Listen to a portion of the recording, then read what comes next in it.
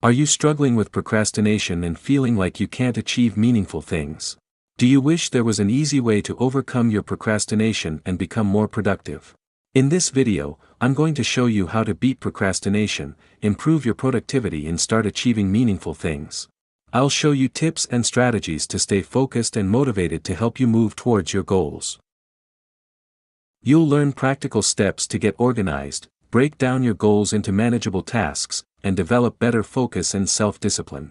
In the end, you'll have the tools and confidence to take action and create positive change in your life. Begin your journey to a more meaningful life today. Don't procrastinate any longer and start achieving your goals. Stay focused and motivated and make consistent progress every day. With these tips and strategies, you can start overcoming procrastination and become more productive in no time. If you want to learn ways of positive thinking, wealth and self-development, all you have to do is press the subscribe button and you will get it completely free. Do it today. Overcome procrastination, improve productivity and achieve more meaningful things by Darius Forrest. Part 1. Overcoming procrastination. You cannot escape the responsibility of tomorrow by evading it today. Abraham Lincoln. Do it today, not tomorrow. Every time I put off a decision, hit the snooze button, skipped the gym or didn't complete my tasks because I didn't feel like it, I always had an explanation for my continual procrastination. I told myself I was tired or that it could wait until tomorrow. Who cares if you put off something, right? Well, you should care. Because you're the one who's responsible for your life. Too often we look at productivity tips apps for tools as the magic answer to our problems. But that also means we allow ourselves to blame external things for our lack of productivity. No, it's not me, it's my old laptop, it sucks. And I can't work this way, the office is too loud. People keep calling and emailing me. I never have time. Battling procrastination is an inner battle. I have many examples of that in my personal life. In 2013, I felt my career was stuck. 2 years before that, I started a company with my dad. But after 2 years I became restless because I wanted to do more and learn more. So I did some freelancing, I built websites, did copywriting, content marketing, and some design work. But it didn't take off. Why? I never did the uncomfortable work. Instead, I found a job to escape those hard tasks. We all escape at times. Building a business or career is hard. It requires you to do difficult, tedious and unsatisfying tasks. If you want more clients or work, no one is going to hand it to you. You have to hustle, do content marketing, one-on-one sales, network, or whatever method you use to grow your business, and if you want to climb the corporate ladder, you have to form alliances, be strategic, outperform your targets, and be great at what you do. That's what you should do, right? Most of us already know these things, or you will find out about it. There's no such thing as a secret to succeeding at work. However, we prefer to escape work, and that's at the core of procrastination to me. You know what you have to do, but you don't do it. Instead, you open a news site and start reading useless news items. Or you browse your Instagram feed without liking one picture because you hate your life. Maybe you browse Zara, H&M, Net-a-Porter, Mr. Porter, or whatever online shop you like. That was, and to a degree still is, the story of my life. For example, I'm now working on a new book. I know what it's about. And I also have a title, but writing is also very difficult work to me. So I look for relief. I answer emails, read articles, go for coffee, do some online shopping and work on recurring tasks to run my business. It's not that I'm disorganized, it's because I'm battling myself. Stephen Pressfield calls this inner enemy resistance in his classic The War of Art, and this is what he says about it. Resistance is always lying and always full of shit. Do it today, not tomorrow. I always have to keep reminding myself of that. When you procrastinate, you always want to do it tomorrow. I'm still like that. I think that's hardwired into us. The difference between me now and 3 years ago is small but simple. I rely on a system to live a productive, happy and purposeful life. Back then I had no idea how to get things done. I always gave up quickly, felt stuck, unhappy and frustrated. But now I found a way to overcome my challenges. Here's how I did it. I exercised my mental toughness every day. I used to neglect my brain. I was mentally weak, thought too much and didn't rely on myself. It wasn't because I lacked skills, it was because I didn't trust in my ability to figure things out. So I started reading about stoicism, pragmatism, and mindfulness, anything that helps you to control your thoughts and improve your mental toughness. I don't want to be a slave to my thoughts.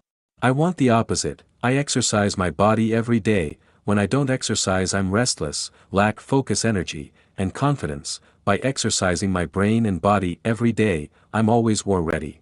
I learned that overcoming procrastination starts before you fight the war. Soldiers don't go to war untrained either, right? Right, be in great shape mentally and physically always. Physically always, I have a set of daily habits that help me to be in control of my life. I journal, read, set daily priorities, and don't consume useless information. I also make sure I interact with my friends and family every day. Human contact is important, this keeps me grounded. I don't have high expectations of life, and I enjoy my days, I never look beyond that.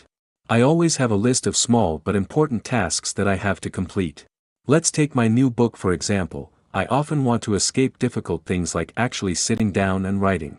So I tell myself today is not a good day, but every time I think that, I open my list of small tasks and work on one of those things today. I study and practice the science of persuasion to get my message across. My mentor taught me you can be the best writer and teacher in the world, but if no one knows about it, you can't make an impact. The science of persuasion helps you to write better pitches, cover letters, website, copy, emails, etc. Of course, it takes time to develop the foundation of this strategy, and there's a lot more to it, but it's not magic. However, it's also not easy to live a productive life, and it's definitely not about technology or hacks. It's about developing a sustainable system to build your life, career, and business on. What's your system for living a productive life? Whatever it is, work on it today, not tomorrow. What I do when I can't focus. Do you struggle to finish your tasks? Are you always distracted by notifications, gossiping, or anything that's random? In that case, you and I are alike, because focusing on a single thing is one of the hardest things at work. There's always something that interrupts you. Right? Another person. A call. A meeting, a false emergency. Your cat. A stranger's cat. News about last night's NBA game.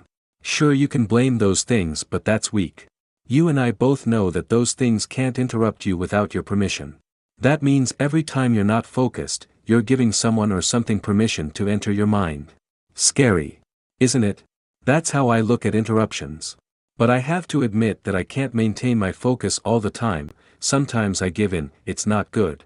Your life doesn't benefit from gossiping, looking at Instagram 439 times a day, watching 49 YouTube videos, and reading negative news articles. So what can you do to improve your focus? Here are 2 things that I always do when I find myself not being able to focus on what matters. 1. Eliminate. Every day we accumulate stuff. I'm not only talking about the stuff you're buying like clothes, kitchen equipment, house decorations, toys, gadgets, or whatever. We accumulate ideas. Have you ever thought about that?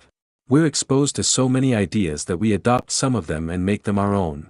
For example, many people have told me to create more YouTube videos. My family, friends, team members, readers, students. Everybody has ideas and they want to help. Likewise, I also share my ideas with others. Ideas about how you can improve your life, career, business, or relationships. We all do it, and there's nothing wrong with that. It only becomes a problem if you don't filter the input you get from people. So after I heard from people that I should make YouTube videos, I thought to myself, hey, I should make YouTube videos. I've been thinking a lot about that for the past 6 months, and I also invested a lot of time in creating a strategy. What should my videos be about? Where should I record them? How should I edit them? What music should I use? I've been working on it a lot, and I recently published a video as well. The response was positive. There's only one problem: it consumes too much of my time and attention. As a consequence, I can spend less time on writing, podcasting, and creating new courses. And those are exactly the things that I want to do. I started a blog for a reason. I love to write and I'm good at it. Therefore the work is easier compared to creating YouTube videos, which I'm not that good at. Plus, I thoroughly enjoy writing articles, books, and material for my online courses. When the work gets hard, I don't mind. But when I was working on YouTube videos, I got frustrated a lot. And again, my focus and work suffered from it. What did I do when I lacked focus? I asked myself this question: what things should I eliminate to make my life so simple that it's easy to focus? In this case, I stopped focusing on YouTube. Elimination is a key strategy that I use for many aspects of my life. We accumulate so much unnecessary baggage throughout the years that we consistently need to eliminate. Ideas, projects, work objects, and so forth. If you find yourself struggling to focus, try this strategy. Make your life so simple that it's a breeze to live. And let's be honest here. Who wants to live a life that's impossible? Life is already hard enough, don't make it harder. 2. Think about past success. Thinking about past success and happiness stimulates the production of serotonin, a chemical nerve our cells produce. Serotonin is the key chemical that affects every part of your body. Serotonin plays a huge role in our bodily functions. But it also helps to reduce depression, increase libido, stabilize mood, control sleep, and regulate anxiety. Serotonin also plays a massive role in our general well-being. But here's why serotonin matters to your focus. Serotonin also regulates delayed gratification. When your serotonin activity goes down, it can lead to a lack of focus on the long term. You are less likely to act on your plans. When you lose focus, there's a big chance that your serotonin activity is low. That's why you are giving into short-term pleasures, like going out, drinking, shopping, having sex, watching TV, or anything else that gives you short-term pleasure. To improve your focus, boost your serotonin activity. Research shows that exercise can do that. But something else that's equally effective and a lot easier is a simple mind exercise. All you need to do is remember positive events that happened in the past. Alex Korb, a neuroscientist at UCLA, and the author of The Upward Spiral, explains why remembering positive events helps you to focus on what matters. All you need to do to increase serotonin levels is remember positive events that have happened in your life. This simple act increases serotonin production in the anterior cingulate cortex, which is a region just behind the prefrontal cortex that controls attention. When serotonin goes up, your focus goes up. Ultimately, that's what you should do. I know that it sounds cheesy, but when something is wrong, you must fix it. When I can't focus, the first thing I do is to acknowledge that I have a problem that needs a solution. Some people go through life without even acknowledging that they have problems. No, it's not normal to check your phone every 2 minutes. No, it's not normal to gossip all the time. No, it's not normal to be bored. Focus on your life, think about what matters to you, then do those things, and don't get distracted. Stay on the path. Good luck. How to beat procrastination. Backed by science, procrastination has been around since the start of modern civilization. Historical figures like Herodotus, Leonardo da Vinci, Pablo Picasso, Benjamin Franklin, Eleanor Roosevelt, and hundreds of others have talked about how procrastination is the enemy of results. One of my favorite quotes about procrastination is from Abraham Lincoln: "You cannot escape the responsibility of tomorrow by evading it today." The funny thing about procrastination is that we all know that it's harmful. Who actually likes to procrastinate? No one enjoys doing that, me neither. And yet procrastination was the story of my life. When I was in college, every semester, this would happen. In the beginning of each semester, I was the coolest dude on the planet. Relaxing, going out, enjoying myself big time.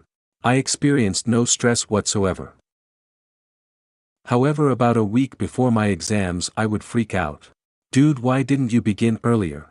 I would tell myself, and what would follow is an ugly sight of me with a bunch of Red Bull cans, locked up in my room, freaking out while I was studying. And research shows exactly that when you procrastinate, you might feel better on the short term, but you will suffer in the long term.